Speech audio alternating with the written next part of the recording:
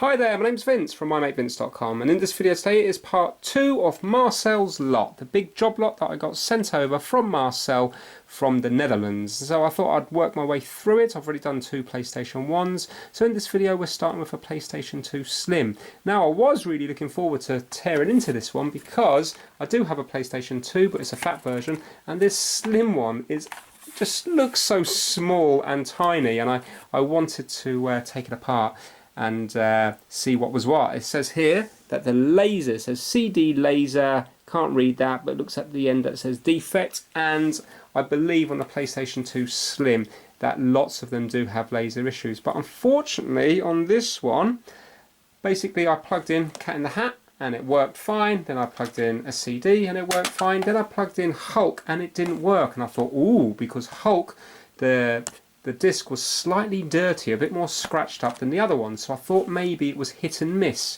But then I took it out, cleaned it, put it in again, it still didn't work. Then took it out, put it in again, it did work. And then, no, actually it didn't work. What I did is I squeezed the back and then it started to work. Ever since then it's been working fine.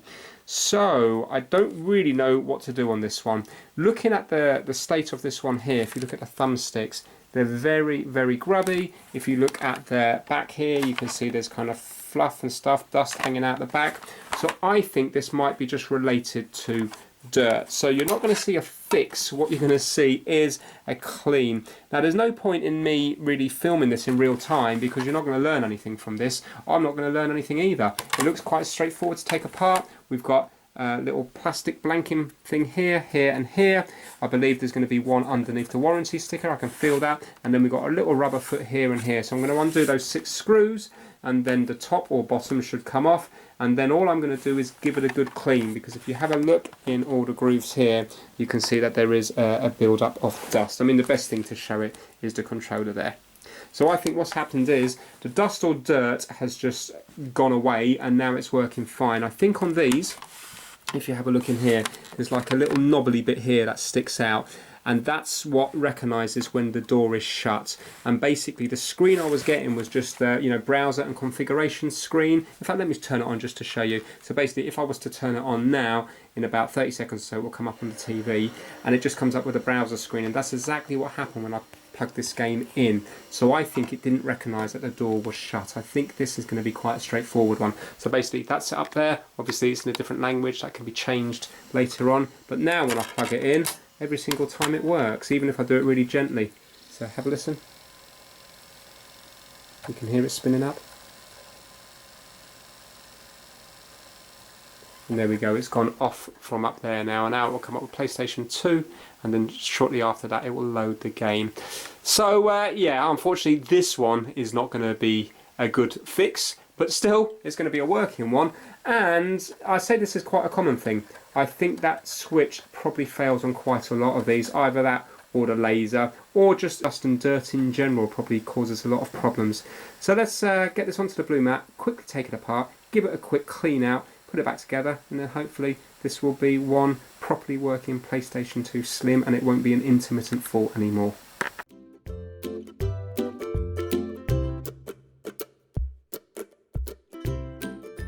Okay, here we have Hulk, and this is a game with quite a few scratches and stuff on there. It's not going to come across on camera. Let's try this one. Right, now, interestingly, that one's not working. It's just come up with this here. So let's take that one out. Just make sure we give it a good clean. Maybe the laser's just on the borderline working, so if the disc is really clean and perfect, maybe it works, but if there's any scratches, maybe it struggles.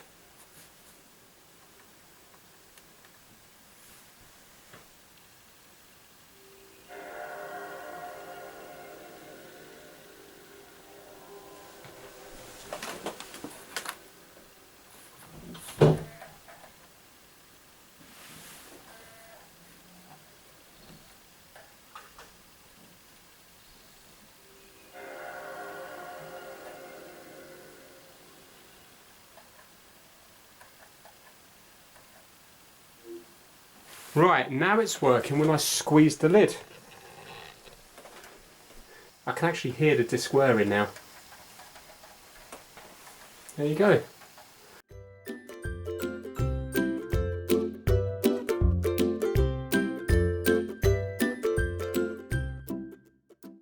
Oh, remember the little label up here? Well, I've typed it into Google Translate and it's coming up with CD laser likely defective. So yeah, I think it's because I'm hit and miss, but I honestly don't think it's a laser. I think it's more to do with the lid not recognising that there's a disc in here. It definitely hasn't been opened before, because now you can see the void part of the sticker.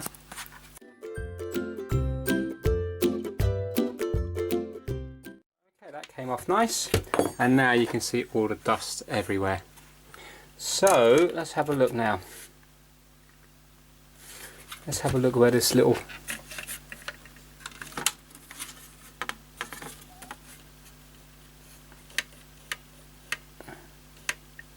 oh no, that thing that I thought it was is just the brake.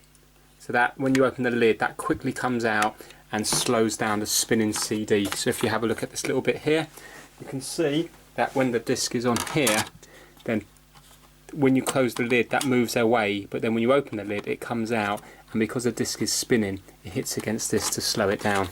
So that's not it. But if you have a look at the bottom here, when we open and close it, can you see that we've got a bit here?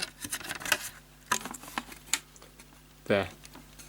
And I think that mechanism is hitting against this tiny little switch here.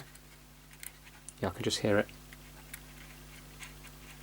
That little switch in there, that little grey switch. And there's also a little switch here as well. So let's just give everything a good clean, and then hopefully by doing that it's going to start working again all the time.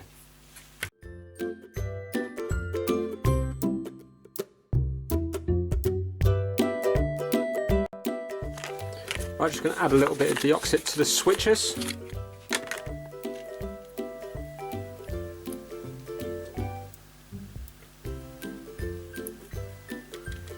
And keep pressing them just to work it in.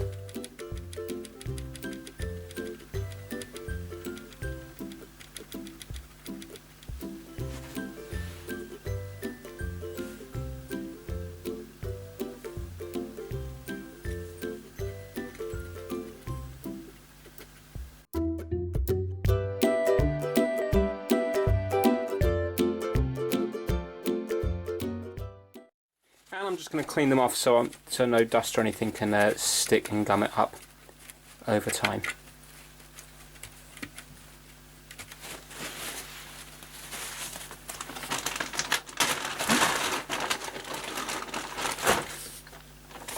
Just getting a cotton bud or Q-tip if you're from the States, and I'm just going to clean the laser.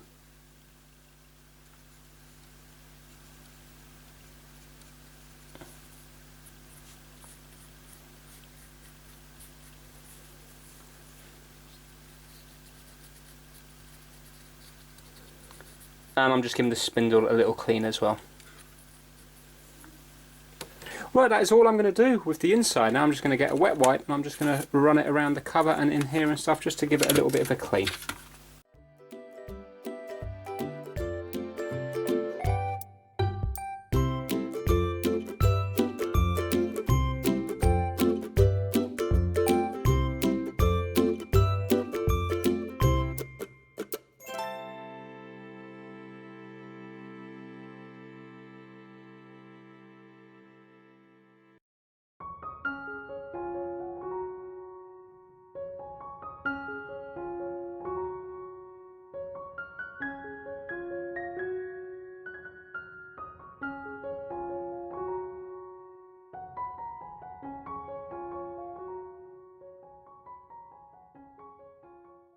That's it all put back together now. So this was just mainly dusty, so it's nice and clean now.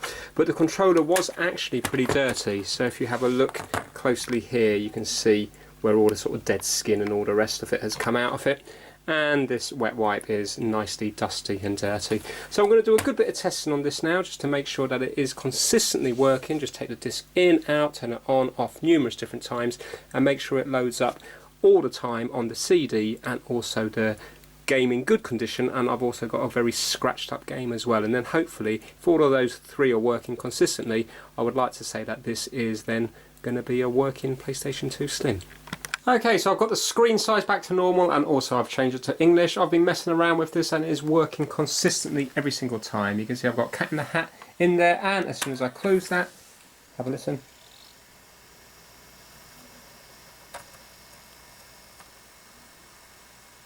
Yeah, it's wearing up there, and it will come up here. Now let me just show you a quick bit of gameplay when it fully loads up.